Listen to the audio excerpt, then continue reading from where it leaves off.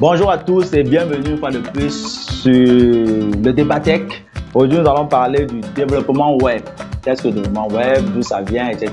Comme vous le savez, vous êtes déjà habitués. Je suis Dieudonné, M le magicien, vous me connaissez déjà. Voilà. Développement web, pourquoi le développement web, d'où ça vient? Le développement web, ça veut juste dire la conception, voilà, la création des sites web et applications web. Pourquoi je parle des sites web et applications web? Parce qu'il y a une différence entre un site web et une application web. Un site web, aujourd'hui on parle de site web en parlant de site web, de sites vitrines, c'est-à-dire des sites de présentation des entreprises. À l'époque, on parlait de sites statiques et de sites dynamiques. Pourquoi? Parce que le premier langage web a été le HTML. Le HTML donnait un site statique pas très joli. Après, le CSS est venu s'ajouter pour un peu donner de la couleur. Et on parlait de site statique. Maintenant, à l'arrivée du JavaScript, pour donner un peu, pour dynamiser un peu avec les diaporamas, avec les actions, les actions, les mouvements sur les boutons par exemple. On parle maintenant de sites dynamiques avec le JavaScript. Ensuite, maintenant aujourd'hui, comme le JavaScript est déjà très répandu, on parle plus de sites statiques, même de sites dynamiques, mais on parle plus de sites web et de sites et d'applications web. Pourquoi? Parce que les sites web, c'est les sites vitrines. On sait aujourd'hui que tous les sites vitrines, tous les sites web sont déjà dynamiques. Maintenant, la différence entre un site web et une application web, c'est qu'une application web est un peu plus complexe. C'est-à-dire, par exemple, quand un site web gère déjà les utilisateurs, donc il y a la partie collection, etc. Comme Facebook, par exemple, qui est une application web. Là, on parle maintenant d'application web. En fait, on va remonter dans l'origine. Site web, ça s'ouvre sur un navigateur web ou alors un navigateur Internet et ça prend quoi encore? Internet. Donc, on va partir sur l'histoire d'Internet. Internet est né dans les années dans la période de la Deuxième Guerre mondiale pour résoudre le problème de communication entre les différentes bases militaires américaines. Et donc, la branche armée de l'armée américaine appelée la DARPA a développé donc ce système-là. Et ils l'ont testé dans leur base militaire et ensuite l'ont testé dans les universités. Voilà.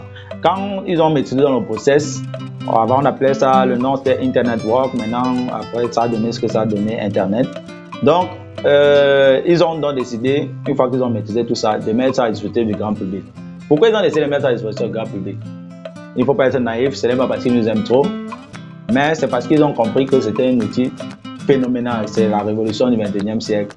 C'était un outil qui leur permet de contrôler tout le monde, de surveiller tout le monde. Il leur permet de récolter des informations qui nous connaissent même plus que nous, sur tout le monde. Ce qui est dit là est très dangereux parce qu'ils peuvent supprimer la vidéo. Donc, il y a certains outils qui leur permettent de nous suivre partout, de nous localiser, de comprendre, de nous comprendre et donc d'utiliser toutes les données, toutes les traces qu'on laisse sur Internet, parce qu'il faut savoir que tout ce que vous faites sur Internet est enregistré. Tout ce que vous faites sur Internet laisse des traces qui sont enregistrées, qui donnent ce qu'on appelle aujourd'hui le Big Data. Et à l'aide du Big Data, on fait de l'intelligence artificielle pour pouvoir nous suggérer des contenus qui vont davantage nous intéresser, donc nous permettre de nous maintenir longtemps sur ces plateformes-là en ligne et donc nous exposer à des publicités ciblées pour nous pousser davantage à consommer, à dépenser, etc. Donc, en plus pour eux donc, de se faire toujours de l'argent, la preuve, ces entreprises ne font que grossir au jour le jour.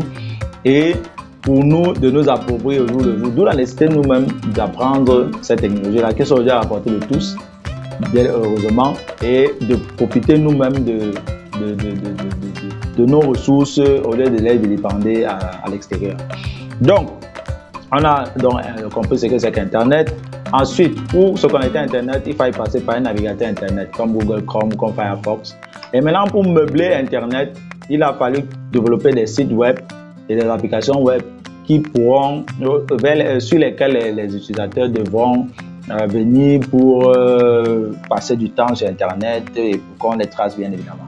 Donc, aujourd'hui, on a pour les moteurs de recherche, c'est un cas spécial comme Google par exemple. On a des applications web comme Facebook.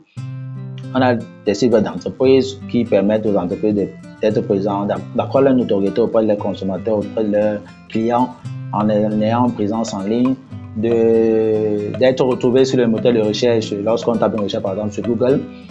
Donc, ensuite, pour créer dans les sites web, ce qui nous intéresse, développement web, création d'applications web et les sites web, à l'époque, on utilisait uniquement le HTML comme je l'ai dit au début.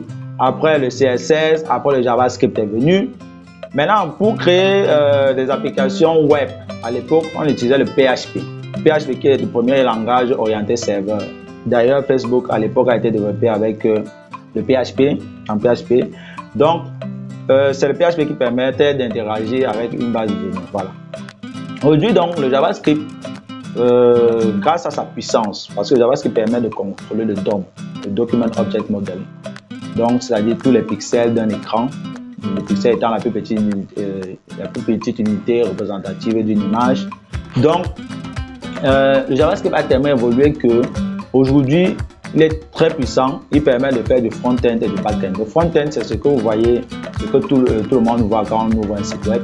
Et le back-end, c'est tout ce qui se trame derrière. Par exemple, quand vous cliquez sur un bouton, le bouton envoie l'information du bouton est traitée en arrière-plan.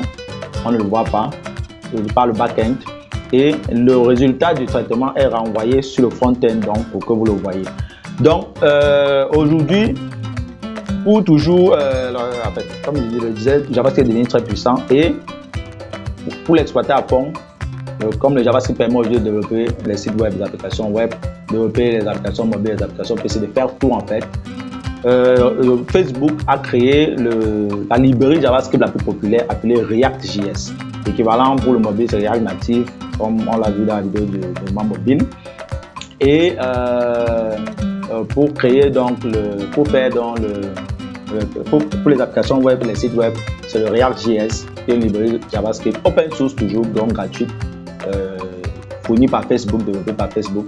Et c'est ce qu'ils utilisent pour toutes les applications web, comme Facebook, Instagram, tous les grands groupes technologiques au monde, Airbnb, etc. utilisent cette technologie-là, cette librairie-là. Donc, on a maintenant le React.js. Maintenant, pour faire, ce qu'il faut savoir, c'est que cette librairie est front-end uniquement. Puisqu'on l'a dit, pour avoir une application web, il faut un front-end et un back-end. Un back-end qui nous permet de gérer la base de données et de faire les traitements en arrière-plan. Maintenant, on a deux façons de le faire aujourd'hui.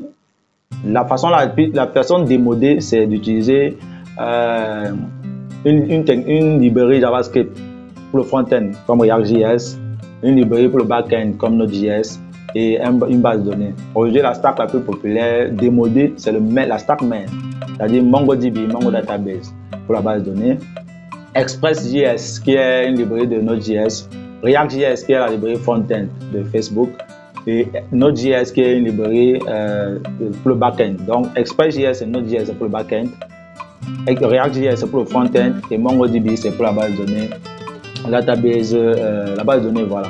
Mais aujourd'hui avec le cloud, Google Cloud qui a aujourd'hui son service Firebase, Amazon Web Services, AWS qui a son service, le service cloud de Amazon qui a son service AWS Amplify, on peut développer un site web ou alors une application web avec React.js et soit Firebase de Google ou alors AWS Amplify sans avoir recours à une autre technologie. Donc pourquoi? Parce que AWS Amplify et Firebase prennent en compte non seulement le back-end mais aussi la base de données, et ils ont tellement travaillé dessus qu'il y a même des interfaces graphiques donc qui rendent encore l'utilisation plus conviviale. Donc voilà, grosso modo, de nos jours, je suis conseillé à quelqu'un de faire du développement, c'est du développement web parce que c'est très demandé. Toute entreprise a besoin d'un site web pour être présent sur Internet, parfois sa notoriété, etc. Et pas besoin d'avoir des spécifications spécifiques, des prérequis spécifiques. Pas besoin d'avoir des diplômes. L'essentiel, c'est la passion, comme je le dis toujours. Pas besoin d'avoir un ordinateur surpuissant. L'essentiel, c'est d'avoir le minimum. Donc, merci. C'était tout pour aujourd'hui. Demain, on attaquera un nouveau sujet. Nous sommes là pour vous servir, nous sommes là pour vous édifier, nous sommes là pour échanger. Donc, n'hésitez pas à nous dire en commentaire ce que vous avez appris, ce qui vous a le plus marqué dans cette vidéo et ce que vous aimeriez qu'on discute dans les prochaines vidéos. On se dit demain pour une autre vidéo.